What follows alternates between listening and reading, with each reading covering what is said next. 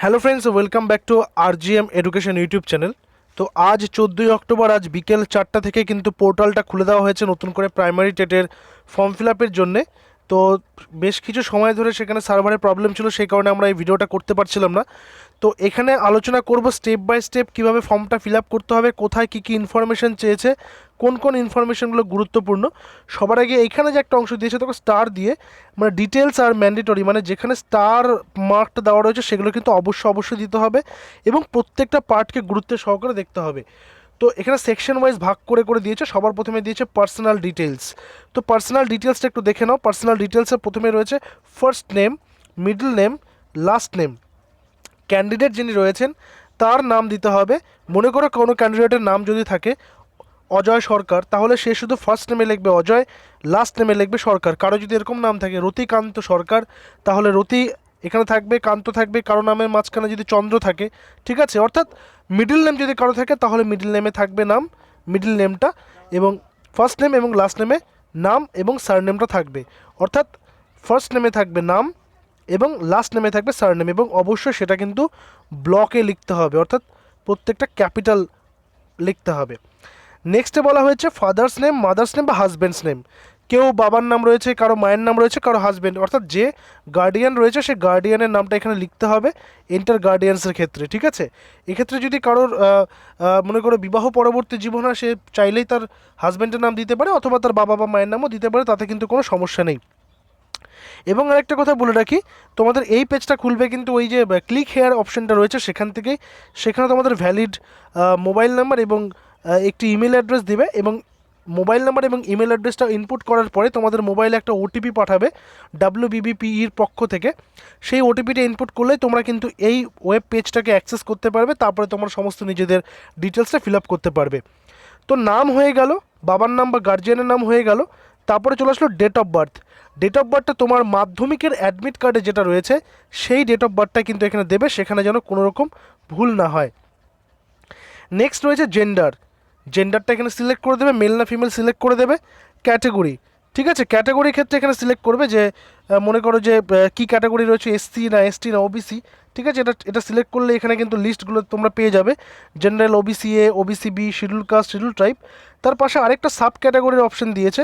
Sub ক্যাটাগরির মধ্যে রয়েছে death in harness, ex serviceman, এক্সটেম্পটেড category, para teacher, অর্থাৎ যাদেরকে রিজার্ভেশনের কথা বলা হচ্ছিল, এসসি, এসটি, ওবিসি, ইসি, তারপর হচ্ছে ডেথ ইন হার্নেস ইত্যাদি যে রয়েছে।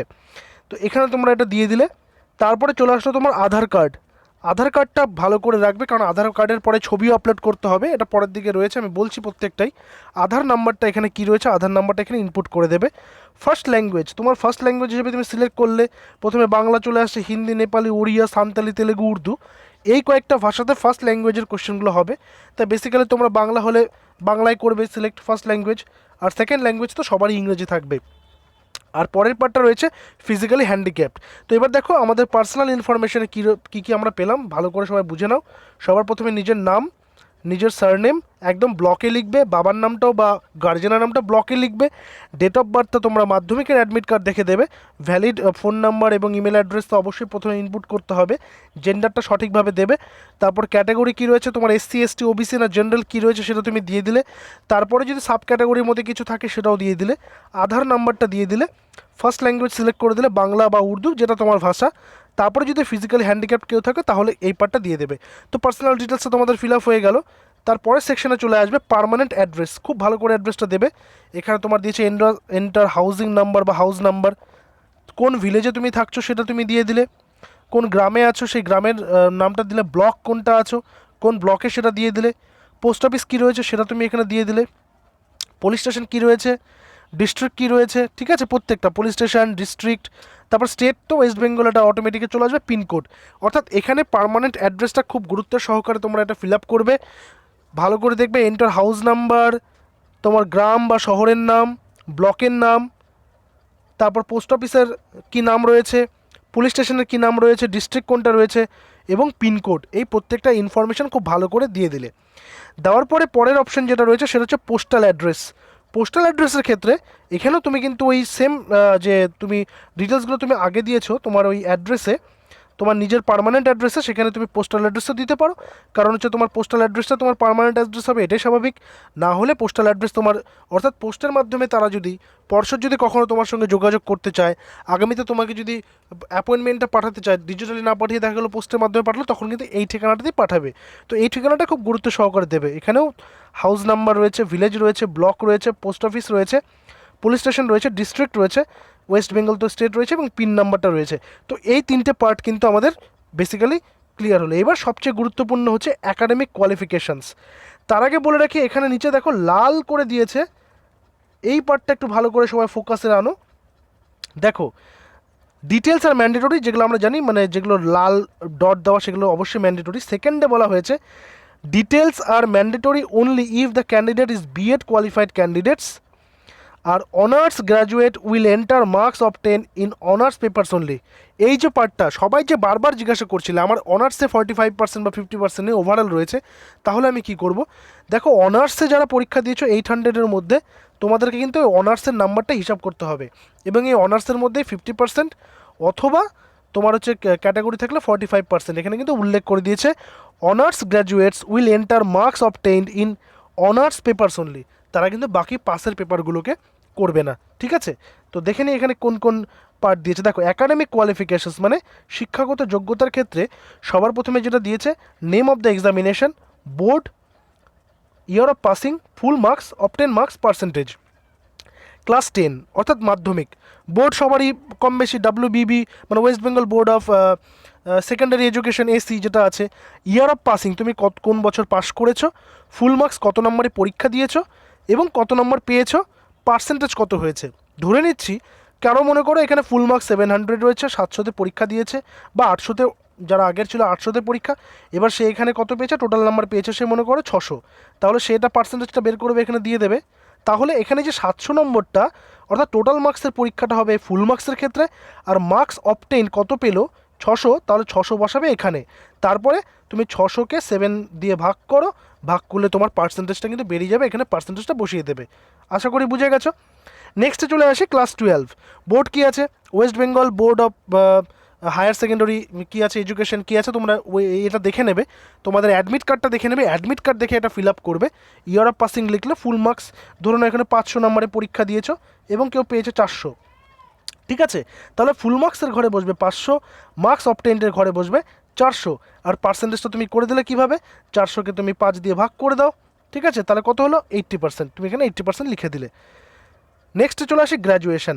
গ্র্যাজুয়েশনের ক্ষেত্রে কী আছে, ইউনিভার্সিটি, কোন ইউনিভার্সিটি থেকে তুমি করেছো, ক্যালকাটা ইউনিভার্সিটি নাকি নর্থ বেঙ্গল ইউনিভার্সিটি, তুমি নিজের মতো দিলে। Year of passing, full marks, যেহেতু তুমি যদি অনার্স গ্র্যাজুয়েট হয়ে থাকো তাহলে ফুল মার্কস এখানে 800 দিতে হবে, তারপর তুমি এখানে কত পেয়েছো সেটা তোমাকে দিতে হবে। মনে করো এখানে তুমি 400 পেয়েছো, তাহলে তোমার এখানে পার্সেন্টেজ হবে 50। আবার মনে করো তুমি পাসে করেছো, তাহলে পাসে ওভারঅল মার্কসও তোমাকে হিসাব করে এখানে কিন্তু পার্সেন্টেজটা ফিল আপ করতে হবে।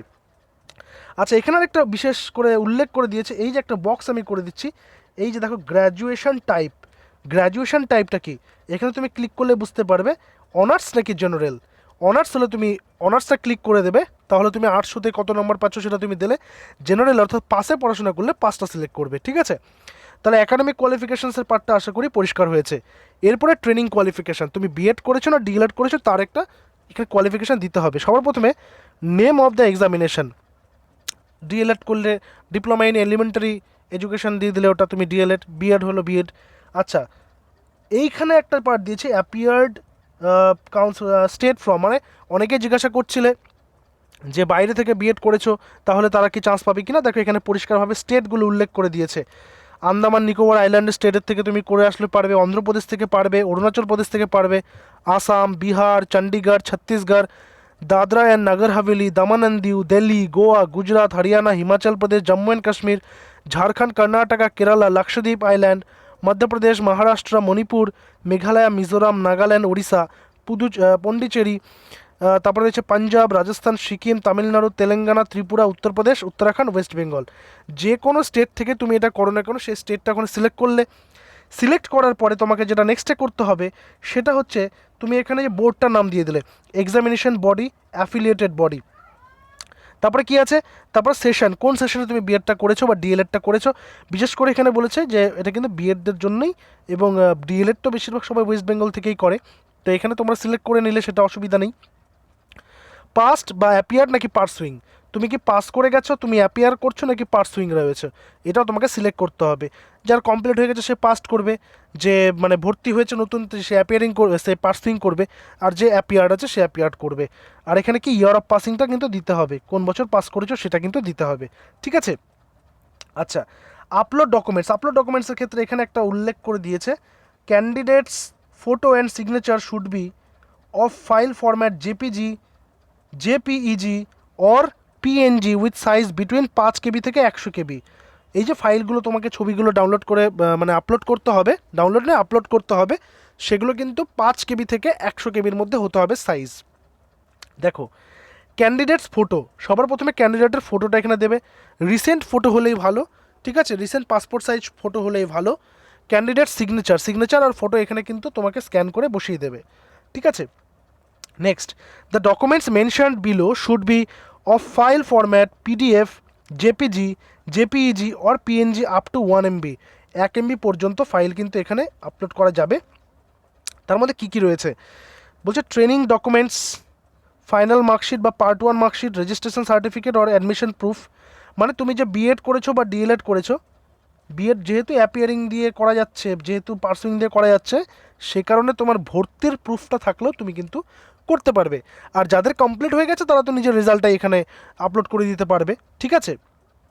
আচ্ছা, নেক্সটে রয়েছে আধার কার্ড, আধার কার্ডের এখানে তুমি ডিটেলসটা দিয়ে দিলে তোমার দুটো সাইড, ঠিক আছে, আধার কার্ডের ফ্রন্ট সাইড, আধার কার্ডের ব্যাক সাইড, তো এটা তুমি করে দিলে, এই দুটো তোমার করে দেওয়ার পরে তুমি কিন্তু এখানে আপলোড করে দিতে পারছো, এই ডকুমেন্টস দুটোকে কিন্তু আপলোড করে দিতে পারছো। তারপর তুমি এখানে প্রিভিউ করে নিলে, প্রিভিউ করে তারপরে কিন্তু তুমি এটাকে সেভ অ্যাজ ড্রাফটও করে রাখতে পারো বা প্রিভিউ করে রাখতে পারো, ঠিক আছে। তো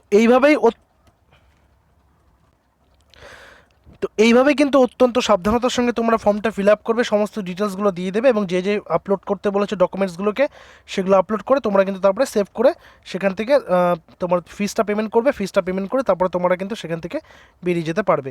অর্থাৎ প্রত্যেকটা ডিটেলস যেগুলো চাওয়া হয়েছে প্রত্যেকটা ডিটেলস কিন্তু এখানে পুঙ্খানুপুঙ্খ ফিল আপ করবে, তারপরে প্রিভিউ করে নেবে, ভালো করে দেখে নেবে যে সবগুলো ডিটেলস তুমি ঠিকঠাক দিলে কিনা, নাম, তারপর তোমার ফার্স্ট ল্যাঙ্গুয়েজ, তারপর প্রত্যেকটা ডিটেলস ঠিকঠাক দিয়েছো কিনা, ঠিক আছে। এবং তারপরে তোমার নেক্সট পেজে গিয়ে তোমরা হচ্ছে বাকি যে ফাইলগুলো রয়েছে সেগুলো আপলোড করে দিয়ে তারপর ফিসটা পেমেন্ট করে দিয়ে, অনলাইনে ফিসটা পেমেন্ট করতে পারবে, করে দিয়ে ফাইলটা সাবমিট করে দিয়ে তোমরা সেটা কিন্তু ওখান থেকে বেরিয়ে আসতে পারবে। এভাবে কিন্তু তোমার ফর্মটা ফিল আপ হয়ে যাবে, এবং তারপরে তুমি কিন্তু একটা মেসেজও পেয়ে যাবে পর্ষদের পক্ষ থেকে, এইভাবে তোমার কিন্তু সাকসেসফুল হয়ে যাবে। তো এই ব্যাপারে আর কারো কোনো জিজ্ঞাসা থাকলে অবশ্যই কমেন্ট করতে পারো। তো দেখা হচ্ছে পরবর্তী ভিডিওতে, till then stay connected with RGM education YouTube channel. Thank you very much.